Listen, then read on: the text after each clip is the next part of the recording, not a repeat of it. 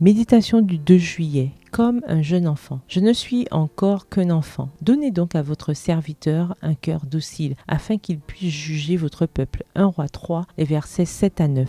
Dans la traduction de la Bible, Abbé Filion. Les paroles prononcées par Salomon alors qu'il priait devant l'autel de Gabaon révèlent son humilité et son grand désir d'honorer le Seigneur. Le monarque se rendait compte que sans le secours divin, il était aussi faible qu'un petit enfant et ne pouvait assumer les responsabilités qui lui incombaient. Il savait qu'il manquait de discernement et c'est le sentiment de sa grande faiblesse qui le conduisit à demander à Dieu la sagesse. Il n'y avait nulle aspiration égoïste dans son cœur. Il ne désirait pas acquérir une connaissance qui l'élèverait au-dessus de ses semblables, mais il avait à cœur de s'acquitter fidèlement de ses devoirs. C'est pourquoi il choisit le don qui pouvait attirer sur son règne la gloire de Dieu. Salomon ne fut jamais ni si riche, ni si sage, ni si grand que lorsqu'il fit cette confession. Je ne suis qu'un jeune homme, je n'ai point d'expérience. Ceux qui de nos jours occupent des positions de confiance devraient chercher à comprendre les leçons qui se